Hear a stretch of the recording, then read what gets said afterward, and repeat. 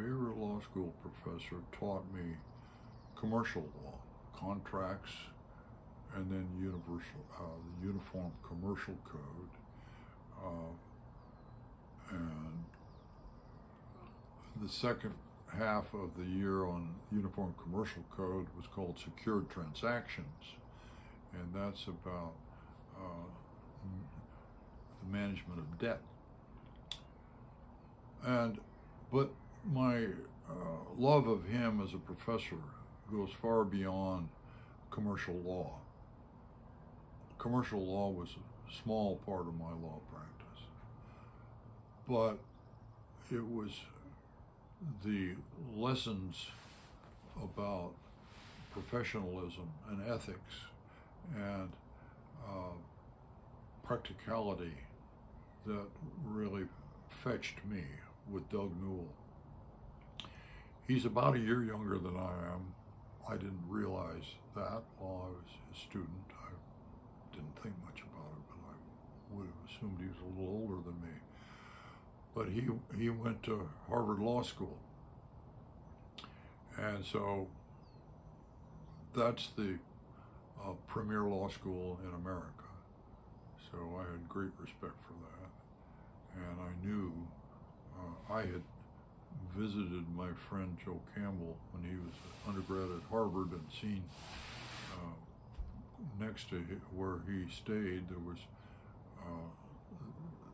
guys from the law school sitting outside talking with each other, and I admired their intellect at a distance. But Doug Newell taught for 50 years at the law school. He started there when I was a first-year law student. I don't remember for sure whether I was his first class or his second, but I was there at the beginning of his teaching career, and then now I'm having lunch with him a couple of times. Now that he's retired, and he more or less retired and went directly from teaching law full-time to living in assisted living, or independent living, I think they call it. In independent living, they take care of all your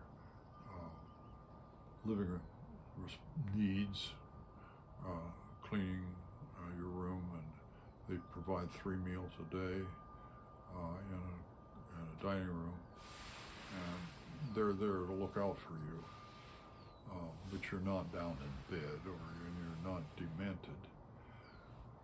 So, but he is very unhappy. He hasn't found anything that interests him. Now that he's not teaching, he threw his entire life into the classroom and into teaching his students. And in a way, it's touching. The focus and the commitment and the production. Year after year, he had these classes of students who just adored his teaching.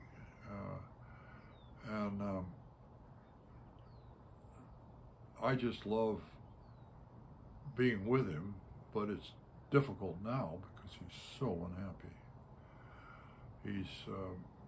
I think he married twice, and neither marriage worked out. He's got a daughter that I'm not sure just how often he sees her, but they're apparently on good terms, and that's good.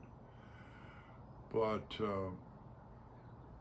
recently, when we were out at the end of our lunch, I had controlled myself and not talked about my liberal politics, which I've discovered he doesn't particularly enjoy.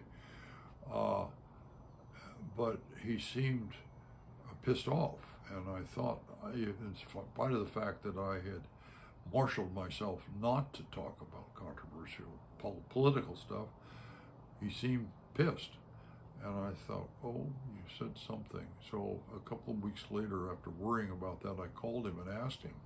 He said, no, you didn't say anything that irritated me. He says, I'm just irritated about my situation and that I haven't found a way to move on from being a professor to being a retired person.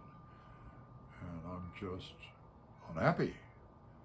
And so I felt relieved that he wasn't mad at me, but further concerned that I have no idea what to suggest to him. And I don't want to start trying to tell him what to do anyway. I'm so tired of advising people.